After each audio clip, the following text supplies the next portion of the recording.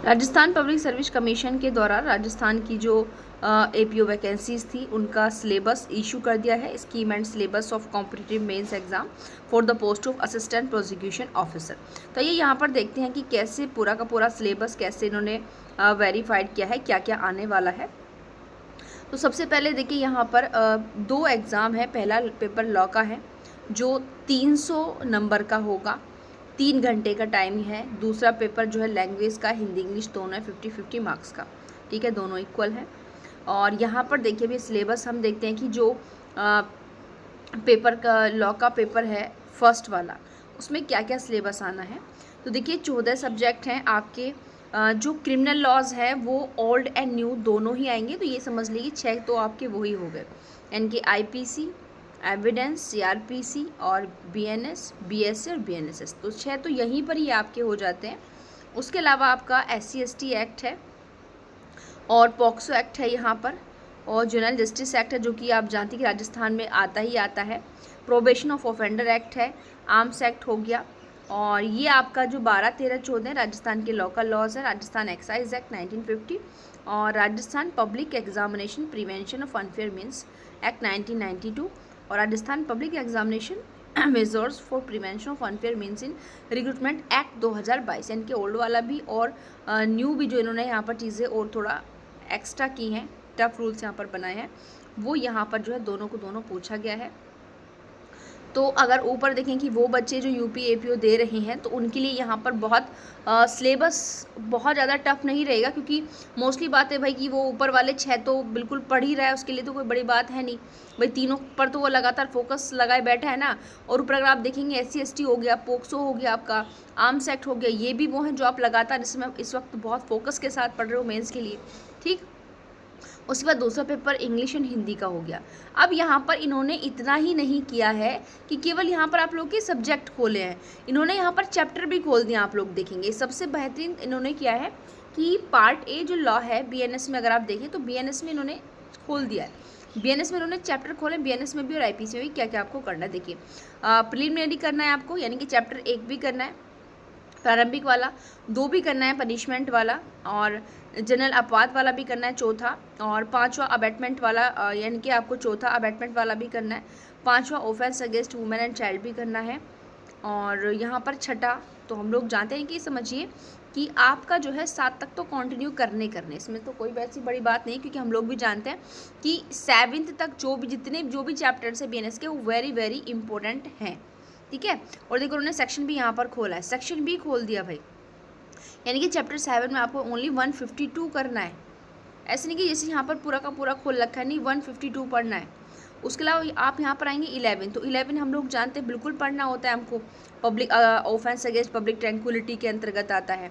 फिर यहाँ पर आप 12 पढ़ेंगे तो 12 भी हम लोग पढ़ते हैं, पब्लिक सर्वेंट के ऑफेंस बाय और रिलेटिंग टू पब्लिक सर्वेंट। ये सेक्शंस खोले हुए सारे नहीं करने, 189, 199, 200, 202 और 204, ठीक है। यहाँ पर ये बहुत बेहतरीन तरीका क्या है कि भाई आप सारा मत पढ़ो, कम से कम जो आपके लिए बहुत महत्वपूर्ण है अगर आप उतना ही पढ़ोगे तो शायद और ज़्यादा बेटर आप कर सकते हो।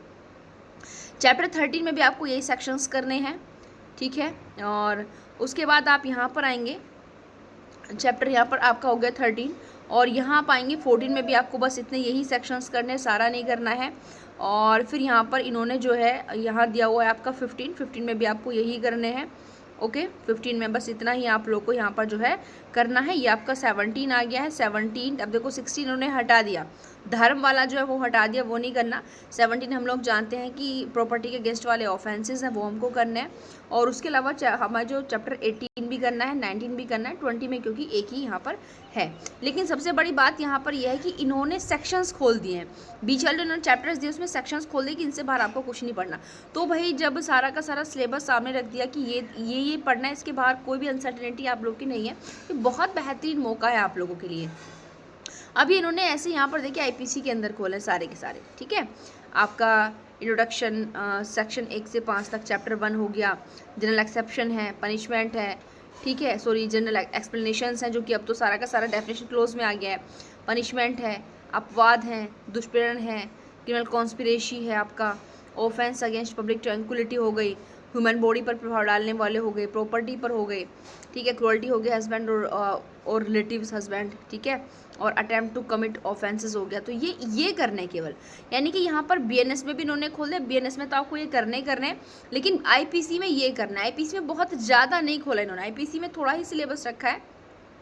उसके बाद इस तरीके से भारतीय न्याय संहिता के अंदर इन्होंने आपका पूरा का पूरा चैप्टर वाइज सारा खोला हुआ है। आप यहाँ पर पूरा का पूरा देखेंगे कि कौन कौन से चैप्टर आपके दिए हुए हैं, ठीक है, 1 2 3, और यहाँ पर देखिए फिर सीधा आपको 5 दे दिया, 4 छोड़ दिया, फिर 6 करना है, 7 करना है, ठीक है, 8 छोड़ दिया, यहाँ पर आप देखेंगे, ठीक है, 9 दे दिया है, 10 दे दिया है, 11, ठीक है, और यहाँ पर आपका जो है ये 13, क्योंकि 13 हम लोग जानते हैं कि कितना ये तो जान है एक तरीके से भाई, क्योंकि सबसे पहले सारी चीज़ें मोस्टली कॉग्निजेबल ऑफेंसेस की यहीं से शुरू होती हैं।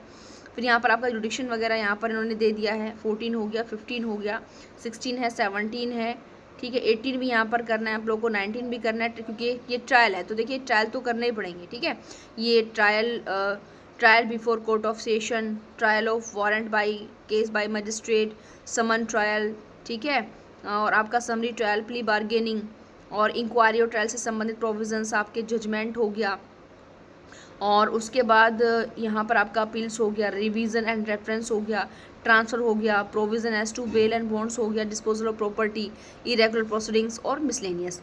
यानी कि वो कहते हैं ना कि जिन चीज़ों पर अगर सिलेबस नहीं खोला जाता किसी सब्जेक्ट का, बस ये लिख दिया कि भाई ये सब्जेक्ट आपके पेपर में आने, तो हम लोग पढ़ते हैं कि भाई इस सब्जेक्ट के ये चैप्टर्स मोस्टली बहुत इंपॉर्टेंट है, तो हम उनको पढ़ते हैं। अब इन्होंने क्या किया, इन्होंने वही चैप्टर रख के दे दिया। अब इन्होंने बच्चे की मेंटलिटी से ये चीज़ें कि क्या पता यहाँ से आ जाए, भाई जब नहीं होता तो दिमाग में रहता है ना कि भाई क्या पता यहाँ से क्वेश्चन पूछ ले, तो वो अनसर्टेनिटी जो है बच्चे के माइंड से बिल्कुल बाहर कर दे कि भाई अब आपको उनकी तरफ देखना ही नहीं, आप इन पर फोकस करो जितना करना है।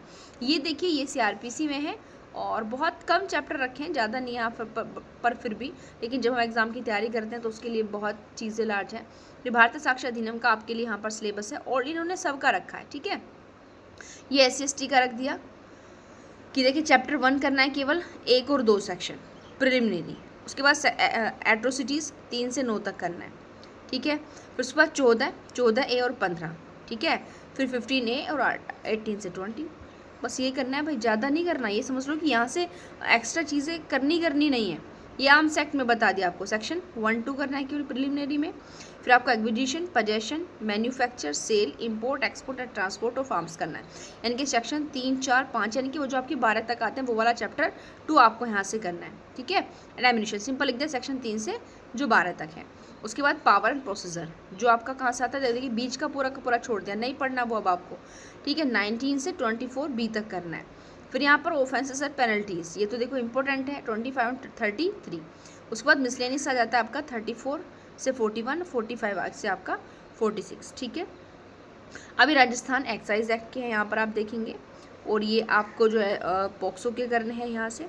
तो इस तरीके से पूरा का पूरा सिलेबस आपके सामने इन्होंने खोल के रख दिया, ठीक है। अब ये हिंदी का दिया हुआ है कि हिंदी में आपको क्या क्या करना है। देखिए मुहावरे, लोकोक्तियाँ का निहितार्थ प्रयोग, यानी कि अर्थ सहित प्रयोग या तैयार करना है।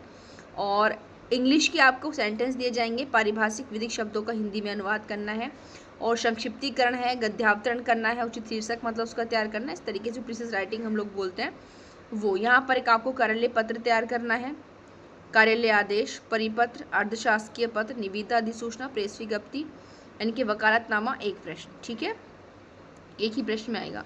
और किसी भी सामयिक विषय पर कोई लेख लिखना है, 250, कुछ भी दे सकते हैं। ये आपका इंग्लिश का है, ठीक है। टेंसेस आएंगे, डिटरमाइनर्स हैं, फ्रेजल वर्ब्स हैं, सब्जेक्ट वर्ब एग्रीमेंट है, और वर्ड ऑफ्टन कन्फ्यूज और मिसयूज्ड हैं, सिनोनियम्स हैं, एंटोनियम्स हैं, और model expressing various nation of concept like, ये सब चीज़ें आपकी इंग्लिश में आएंगी। और ये पार्ट, ये अभी देखिए ये इंग्लिश का भी पार्ट ए ही था।